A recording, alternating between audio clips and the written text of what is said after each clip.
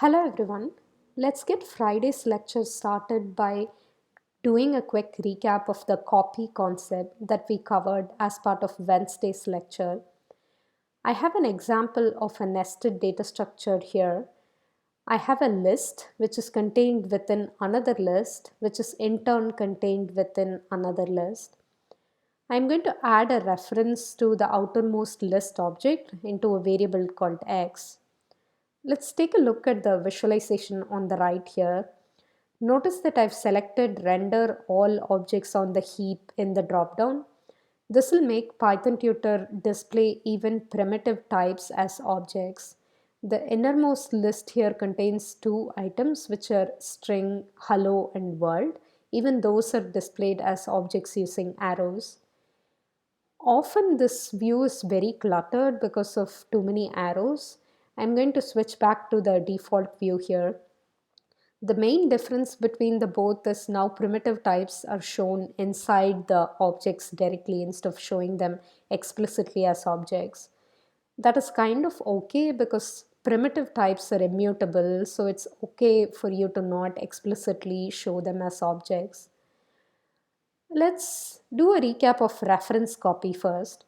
You can create a reference copy by saying y equal to x. Recall that that's going to create a new variable y, and y is going to reference to whatever is being referenced by x. X references this outermost list over here. So y is also going to reference the same outermost list object. Reference copy does not create any new objects at all. Let's talk about deep copy next. Recall that deep copy is a function inside copy module, so you'll have to import the copy module. Then you can call the function by saying copy.deepcopy, and you can pass as an argument to that function the variable which contains a reference to the nested data structure object. In this example, that's going to be variable x. The deep copy function returns a reference to the newly created object copy for the next nested data structure, and you can capture that reference into another variable, which is going to be y in this example. Deep copy is kind of the opposite of reference copy. It creates a copy of all the objects at all the depth levels.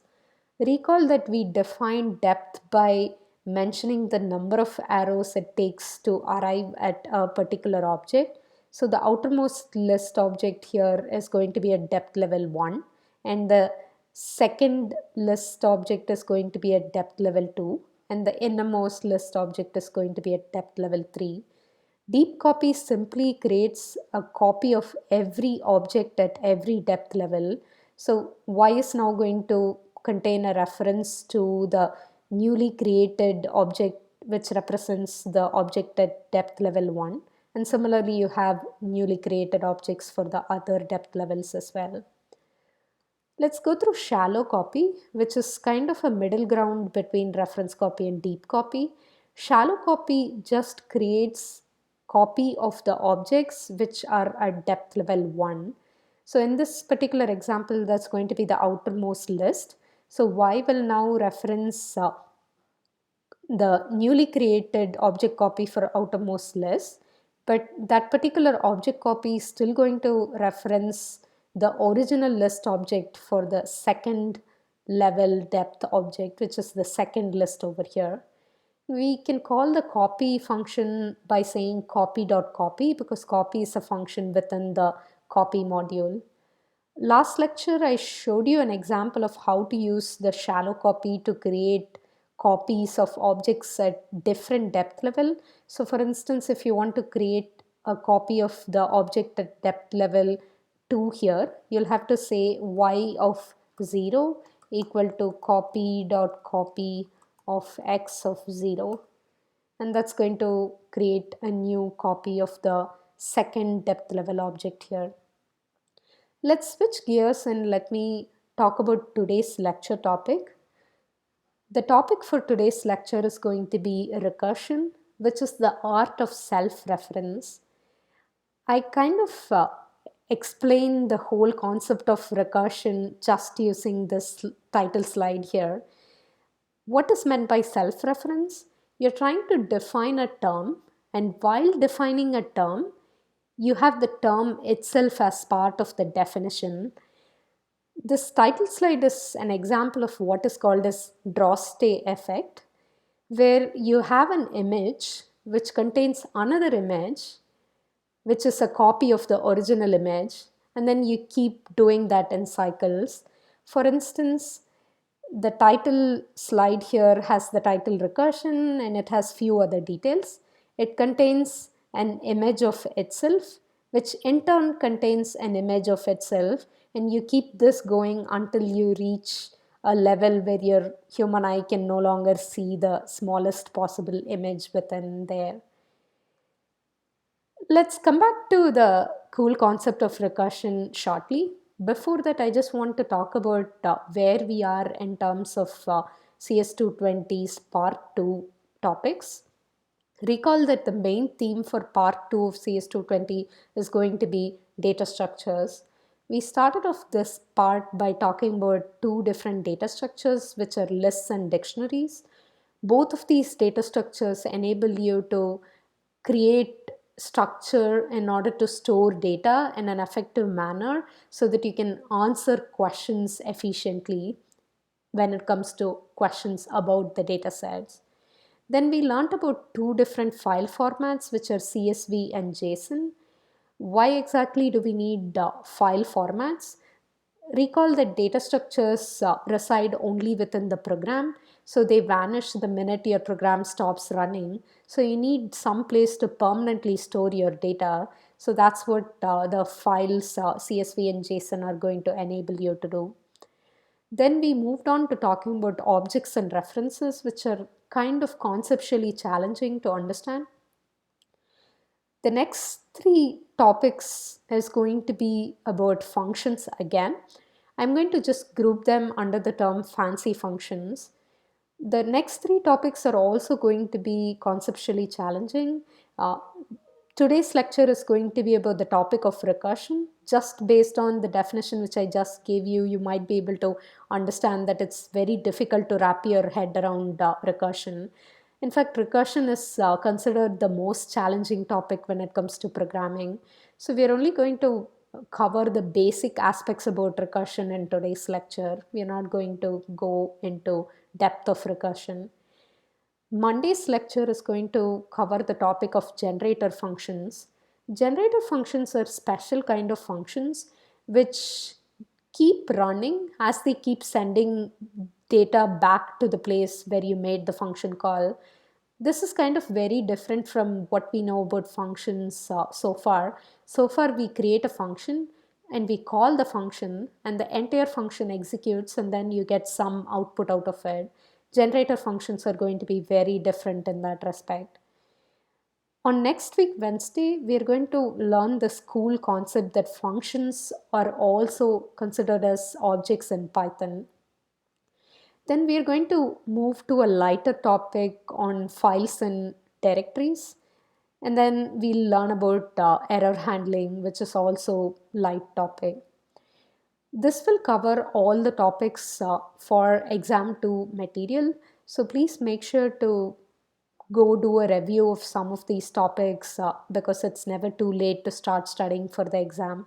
You have an exam coming up in about 2 weeks or so from now. Let's get started by talking about the term self-reference. So self-reference is useful only when if it is done in a meaningful way. Let me define Hofstadter's law. It always takes longer than you expect, even when you take into account Hofstadter's law. That's the definition.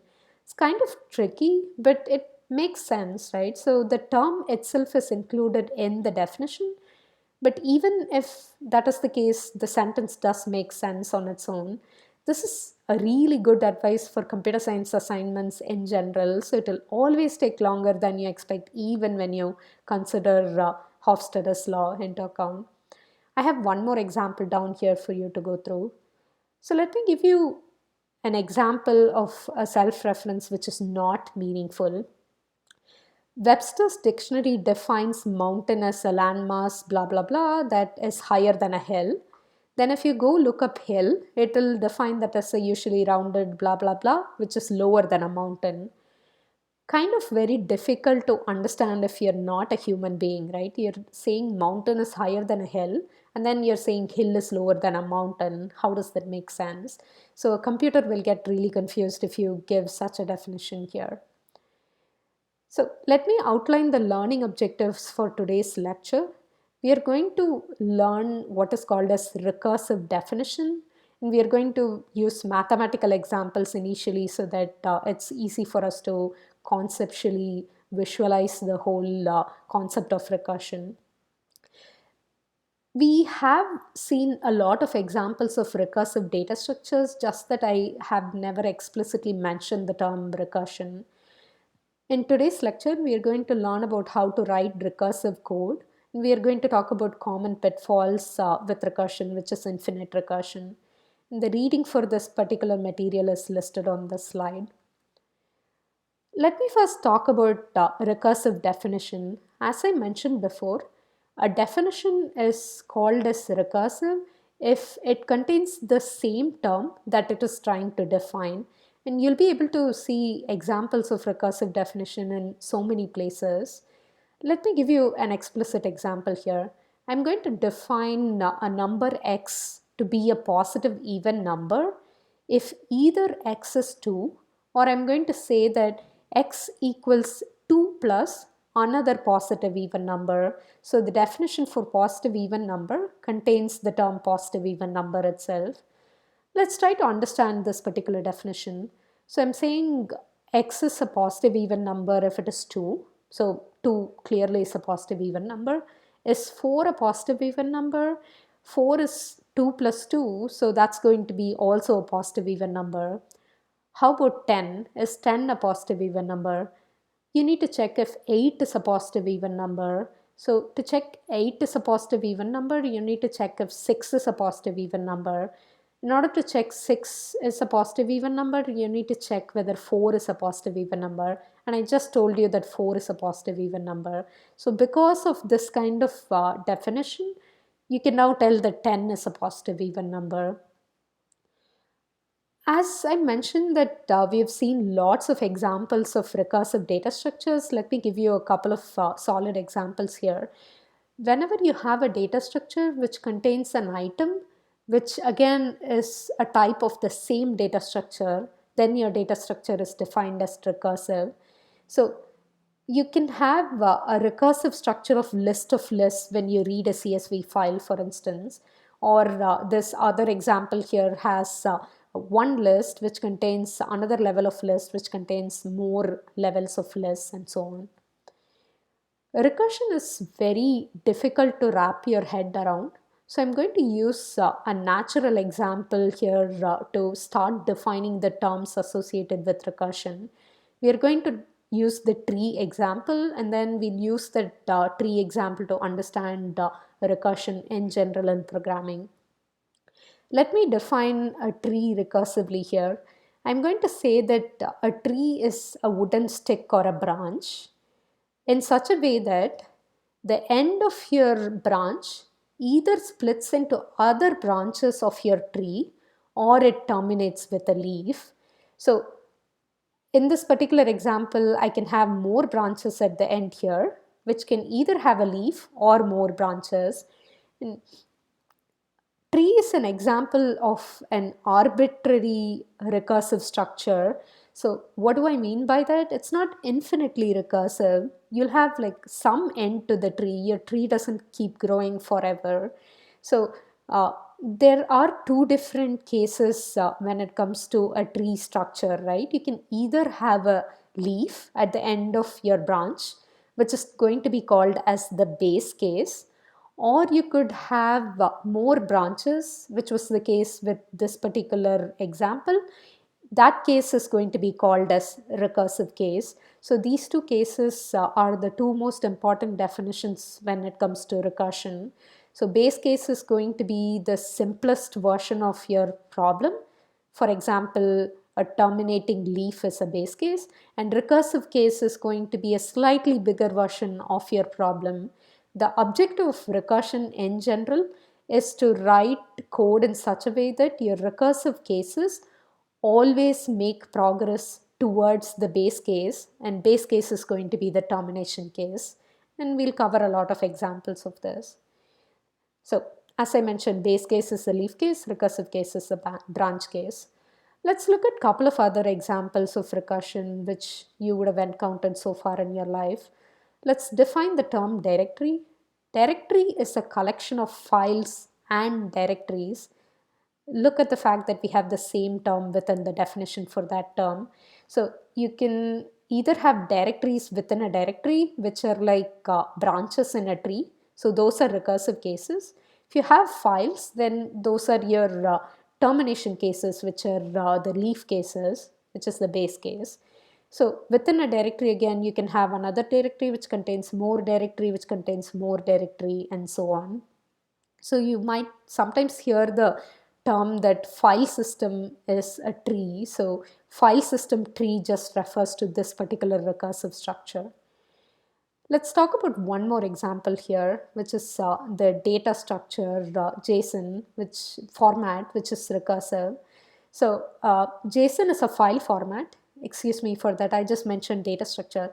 JSON file format is recursive because when you define JSON dictionary, you'll tell the definition as a JSON dictionary can contain a set of JSON mappings. So what is a JSON mapping? A JSON mapping is a mapping between a key which is paired with another JSON string or a JSON dictionary. So which means that you're indirectly defining JSON dictionary by using JSON dictionary. Instead of directly having JSON dictionary in the definition, you have a term inside the definition which in turn references the JSON dictionary term here. So this kind of recursion is going to be called as indirect recursion. And I'll show you examples of both direct and indirect recursion. So let me go through this particular JSON format example for you. So the key value pairs where you just have primitive values like string, those are going to be leaves. Whereas when you have another dictionary within your JSON dictionary, that's going to be your recursive case, which is the branch. Again, if you keep following the branch, you'll eventually end up with a leaf node in that particular branch. So let me give you a quick overview of what recursive code definition is all about. So there are two kinds of recursion. The first kind is going to be a function which calls itself directly. So we have a function f which just calls itself over here. The second kind is going to be indirect recursion. You have a function called g which calls h, and in turn h calls g, so that's going to be an indirect recursion here. So if you translate that to code, you'll be defining the function f as a function here, and you might have an invocation for f inside the function f itself. And similarly, you'll have indirect definition of recursion using those two functions g and h. So why exactly do we need recursion? Can't we just use iteration to solve all of our problems? You can kind of solve majority of your problems just with iteration, but recursion is a very natural solution when it comes to certain aspects of life in general. So let me give you an example here. So in practice, let's say that you want to cut a tree. Would you rather cut the main branch of the tree, or would you just like go all the way up until you find the smallest branch and cut that smallest branch and then deal with the next bigger branch? So always it's preferable to cut the smaller branch first before you cut down the entire tree, right? So in a similar way, some code problems are naturally recursive, so it makes so much sense for you to use recursion for that. So let me give you an example here. This example would have been so much fun if we had had the class in person, but let's pretend like we are all in person right now. So I'm going to ask a column of students one question. I'm the teacher in this diagram, and I'm going to ask this question: how many students are there in this column? Let's assume that nobody other than the first row student can hear me because of some technical issue or the other, and that few other rules are provided here in terms of constraints. So you can't really see to count how many students are behind you. You can only ask one question to the student right behind you. If that is the case, how would you rephrase this particular question in order to get an answer to this question to the instructor? So the instructor is asking how many students are there in this column. So think about what sort of question you'll have to ask to the person behind you in order to make sure that they are able to ask the same question to the person behind them. So you can think of asking the question, how many people are behind you? So this kind of reframing the whole problem into this recursive question is the most difficult part when it comes to recursion. So when you ask this question, how many people are behind you, the person behind you can ask the same question to the person behind them, and so on until you hit the last person. So the last person is just going to tell that I am the only person. So they're going to say 1. So they're going to return some value to the person who asked that particular question. So if they keep returning the answer to the person in front of them, you might be able to just keep adding 1 to every person's answer until you're able to get the final answer to your instructor over here. So what did we do here? We took our problem, decomposed it into a smaller sized problem in such a way that we'll be able to represent every step of our problem with the smaller size problem version here. So the smallest size version is going to be the base case, and all other cases are going to be recursive case when it comes to recursive definition. So each student in this example runs the exact same code. Each student has their own state. So we're going to talk about how each recursive function call maintains state. And I'll provide an example in the next video. I'll wrap up this video here.